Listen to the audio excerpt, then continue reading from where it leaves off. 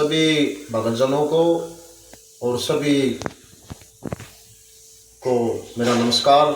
आज आपके बीच में पुस्तक गीता तेरा ज्ञान अमृत, जिसके लेखक है संत गुरु रामपाल जी महाराज, गांव दहाना वाले।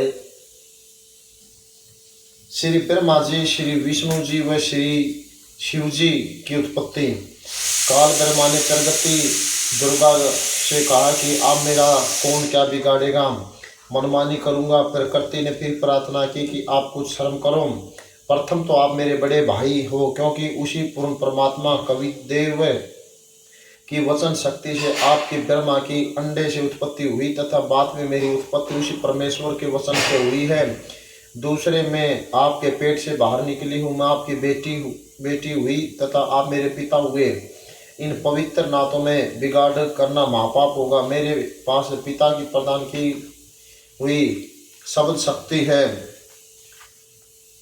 जितने प्राणी आप कहोगे मैं वचन से उत्पन्न कर दूंगी। ज्योति निरंजन ने दुर्गा की एक भी विनय नहीं सुनी तथा कहा कि मुझे तो जो सजा मिलनी थी वह मिल गई, मुझे सतलोक से निष्कासित कर दिया, अब मैं मनमानी करूंगा। यह कहकर काल पुरुष अक्षर पुरुष ने प्रकृति के साथ जबरदस्ती शादी की तथा 3 पुत्रों रजगुण युक्त ब्रह्मा जी, सतयुग युक्त विष्णु जी तथा तम गुण युक्त शिव शंकर जी महाराज की उत्पत्ति की।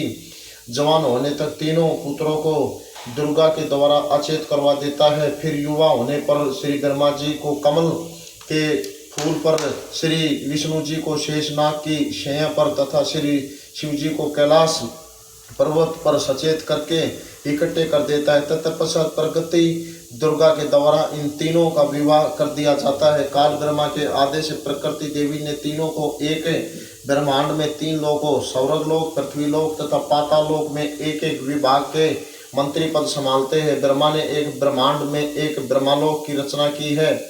उसी में 3 गुप्त स्थान बनाए गए। एक रजोगुण प्रधान स्थान है, जहाँ पर यह ब्रह्मा काल स्वयं ब्रह्मावन मुख्यमंत्री रूप में रहता है तथा उनकी पत्नी दुर्गा को वहाँ सावित्री रूप में रखता है। इन दोनों के संयोग से जो पुत्र इस स्थान पर उत्पन्न होता है वह स्वयं ही रजोयोगी बन जाता है। दूसरा स्थान सतोगुण प्रधान स्थान बनाया है, वहाँ पर यह अक्सर पुरुष स्वयं महाविष्णु रूप बनाता रहता है तथा अपनी पत्नी दुर्गा को महालक्ष्मी रूप में रहकर जो पुत्र उत्पन्न करता है उसका नाम विष्णु रखता है। वह बालक सतोगुण युक्त होता है तथा तीसरा इसी काल ने वह एक तमोगुण प्रधान क्षेत्र बनाया है, उसमें यह स्वयं सदाशिव रूप बनाकर रहता है तथा अपनी पत्नी दुर्गा को महापार्वती रूप में रखता है। इन दोनों के पति पत्नी विवाह से जो पुत्र उत्पन्न हुआ है उसका नाम शिव रख देते हैं तथा तमोगुण युक्त कर देते हैं।